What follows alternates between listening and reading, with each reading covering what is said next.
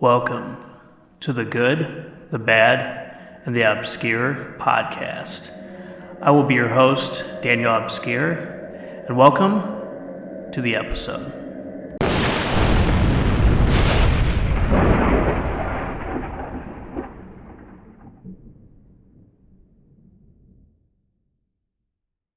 Hello everybody, and welcome to episode 3 of the Good, the Bad, and the Obscure podcast. And in this episode, I'm going to be talking about one of the more weird films I've seen in my lifetime, and that film is Cemetery Man, aka Dellamorte Dellamore. That was released in 1994. The director behind this film also directed several other horror classics such as The Church and Stage Fright, and he also acted in one of my favorite movies, Demons. Now, this is not necessarily a film that I go to quite as often as I do other of my favorite horror films, but it definitely stays in my top 50 horror films of all time. Alright, now let's dig into Cemetery Man and see if it still is fresh.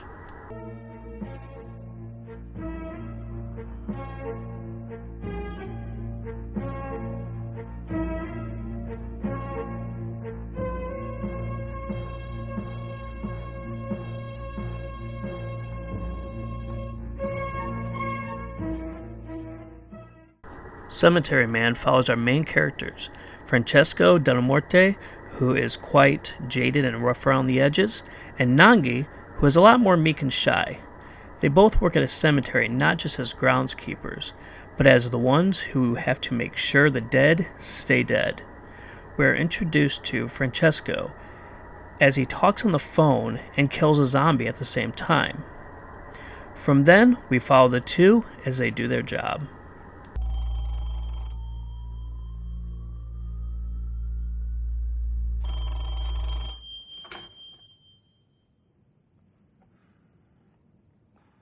Hello? It's me. Am I bothering you? Francesco? Oh, don't worry. I had to get out of the show sometime. Hold on a minute, Franco.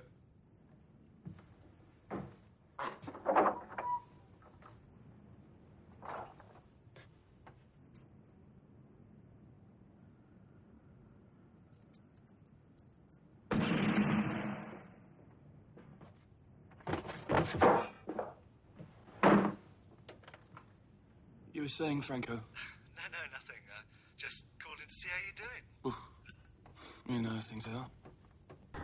Not long after we see them doing their jobs and everything, Francesco is working and he sees this woman at a funeral, and he's instantly attracted to her like a magnet.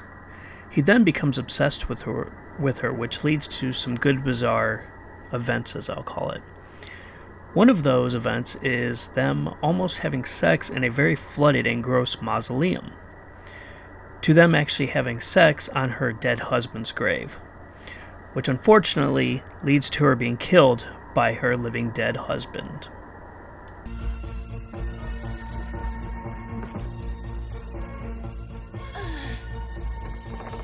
It's never been like this before, with anybody, with you. No one will ever make us part.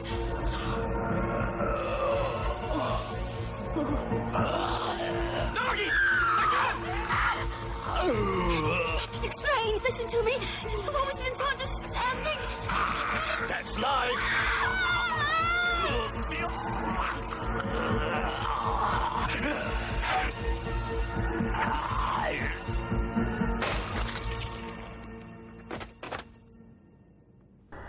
From this point, the film gets weirder and weirder, especially when Nangi falls in love with the recently deceased girl, which in a lot of ways is problematic, and it almost ruined watching the movie for me, because the girl in the movie is depicted as about 14 years old, and Nangi is much older, and I know he has the mentality of a child, but it still doesn't make it right.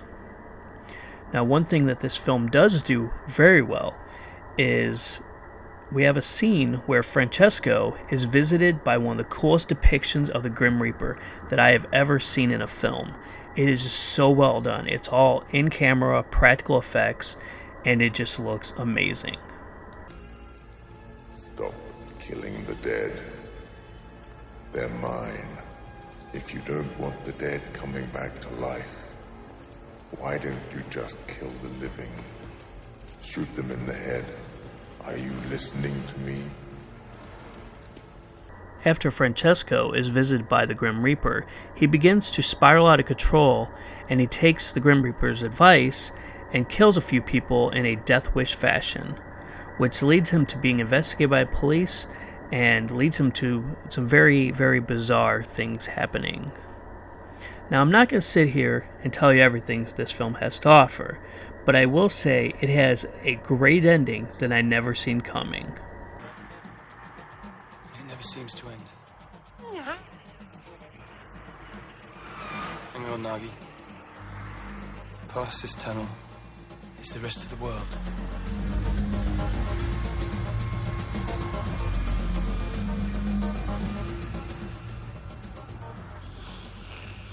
What do you think the rest of the...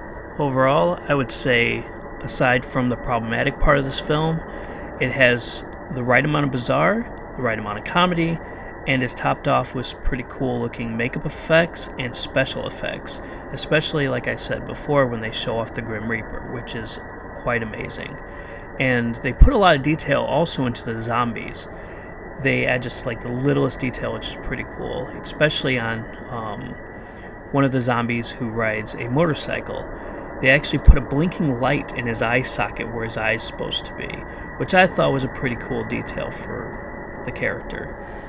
The best advice I can give to you if you're going to watch this film is go into it open-minded, because there's a lot of stuff that they throw at you. Now, unfortunately, if you want to see this obscure gem of a film, you will have to either buy the out-of-print DVD release by Anchor Bay, or you'll have to buy an import of it. As far as I know as of today, there is no Blu-ray release in North America. I hope you all enjoyed this review, and come back for the next one. Alright guys.